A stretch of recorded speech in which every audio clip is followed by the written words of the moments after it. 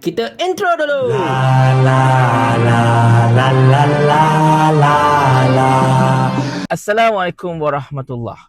Dalam pada kita menyaksikan petisyen demi petisyen difailkan dekat Terengganu yang membawa kepada PRK demi PRK, kita seolah-olahnya macam terlepas pandang satu petisyen yang telah difailkan ke atas kemenangan YB Hilman Idham, iaitu Adun Gombak Setia ketika pilihan raya negeri Selangor pada bulan Ogos yang lepas. Di mana tuan-tuan dan puan sekalian, kalau anda masih ingat, ketika pilihan raya negeri tersebut, Hilman telah berjaya mengekalkan kerusi Dun Gombak Setia yang beliau telah sandang sebelum ini dengan majoriti hanyalah sebanyak 58 undi sahaja. Dan kalau anda tanya saya, kalaulah setakat 58 undi majoriti, barulah berbaloi nak buat petisyen. Ini tidak. Majoriti sampai puluh-puluh ribu, sampai 20 ribu, 30 ribu. Engkau lagi nak filekan petisyen. Itu mengarut namanya bang. Kalau petisyen 50 lebih, 100 yang kecil-kecil ni, baloi lah juga kalau kau nak filekan petisyen, betul tak? Balik pada kisah kita tuan-tuan dan puan sekalian, petisyen ini telah difailkan oleh salah seorang pengundi Gombak Setia yang bernama Syafi'i Omar yang menyatakan antara 4 ke 5 Ogos hari itu, beliau telah menerima RM150 daripada kem Hilman, di mana benda ini masuk ke dalam kategori merasuah pengundi. Maka pada hari ini tuan-tuan dan puan-puan sekalian, Mahkamah Tinggi Ipoh menerusi hakimnya iaitu Abdul Wahab Muhammad telah membuat keputusan kemenangan Hilman adalah sah dan menolak petisyen itu berserta dengan kos. Di mana Wahab mengatakan bahawa dalam penghakimannya, tuduhan tersebut adalah tidak berasas dan tidak boleh dijadikan sebagai satu asbab untuk menolak kemenangan ataupun untuk membatalkan kemenangan Hilman dekat Gombak Setia. Jadinya tuan-tuan dan puan-puan sekalian, dekat sini satu perkara yang sangat-sangat menarik kita perhatikan. Nombor satunya lah, sekarang ini untuk petisyen-petisyen pilihan raya, kita ada banyak sekali presiden. Dan terlampau banyak presiden yang menjurus kepada kemenangan sesebuah adun ataupun ahli parlimen itu dikekalkan. Dan inilah yang berlaku dekat Gombak Setia ini dan juga sebelumnya dekat Marang serta banyak tempat lagi lah. Tetapi ada juga kes-kes yang menyaksikan pempetisyen telah berjaya mencapai kemenangan dalam petisyen tersebut, seperti yang berlaku dekat Kuala Terengganu dan juga dekat Kemaman. Tetapi itulah dia tuan-tuan dan puan-puan sekalian.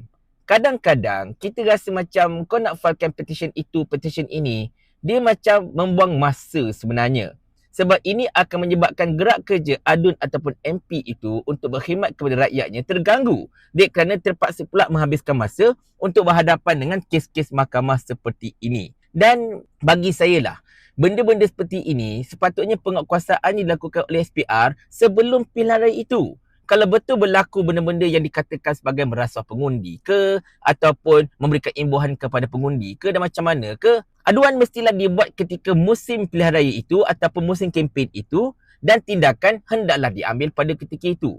Jangan tunggu dah menang baru kelang kabut kau nak buat petisyen dan kemudian menyusahkan ramai pihak, membazirkan wang rakyat dan macam-macam lagi. Macam Syafi'i Omar ni kan, dia tak pakai duit sendiri-sendiri bang untuk buat petisyen. Of course dia akan pakai duit pihak-pihak tertentu. Tak nak sebut pihak mana. Dan benda ini bukan murah tau. Untuk bawa kes ini ke mahkamah bukan murah. Dia makan ribu-ribu juga masalahnya. Jadinya tuan-tuan dan puan sekalian, dalam pada kita menghormati proses demokrasi dan kita hendak menjunjung proses pilihan raya yang bebas daripada anasir-anasir rasuah, jangan dilupakan banyak sangat double standard yang berlaku tetapi dipejamkan begitu saja, termasuklah oleh SPRM. Seperti yang berlaku dekat Terengganu ketika Ahmad Zaid Amidi terang-terang mengatakan bahawa kita akan bagi peruntukan, akan bagi dana kepada persatuan motor dengan syarat merah dengan biru menang dekat Terengganu. Benda ini ada dalam video. Viral pun video tu masalahnya. Ataupun dekat Pulai. Ini Ahmad Zaid juga ni. Dia kata ini banyak permintaan ni. Kita boleh bagi lulus tapi kena bagi Suhaizan menang. Benda ini terang-terangan tahu merupakan rasuah dan juga satu bujukan supaya para pengundi itu kalau kau nak semua ini, kau kena menangkan calon yang aku sokong. Itu jelas-jelas tahu. Tak payah tunggu orang filekan petition sebenarnya kalau nak ikutkan lah kan. Sebab benda itu blatant depan mata. Tetapi itulah, kita tak naklah sebut benda ini double standard sebab benda ini melibatkan jabatan-jabatan dan juga penguatkuasaan awam. Kalau salah sebut kejap lagi, kita pula yang kena saman. Tetapi itulah dia tuan-tuan sekalian, kalau tak ada angin, pokok tak bergoyang. Benda tak tumbuh, dia tak melata. Benda tak sungguh, orang tak kata. Ini isu dia sekarang ini. Jadi apa-apa pun kepada YB Hilman, Tahniah di atas kemenangan anda dan memang saya tahu benda ini boleh dirayu.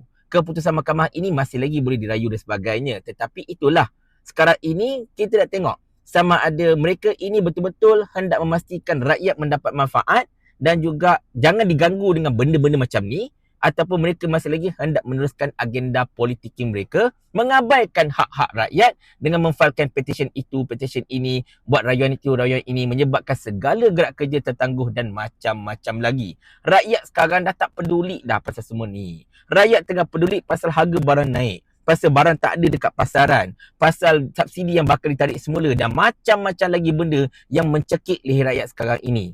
Rakyat dah menyampah dengan politicians sebab perkara macam inilah tuan-tuan sekalian. Jadi kepada ahli-ahli politik ini, berhentilah berpolitiking. Sekali-sekala tolonglah stop benda ini. Stop. Jangan teruskan lagi dah.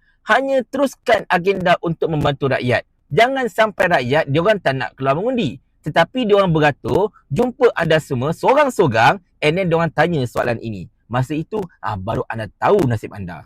Mau tak tuan hamba kalau hamba kirimkan ke akhirat?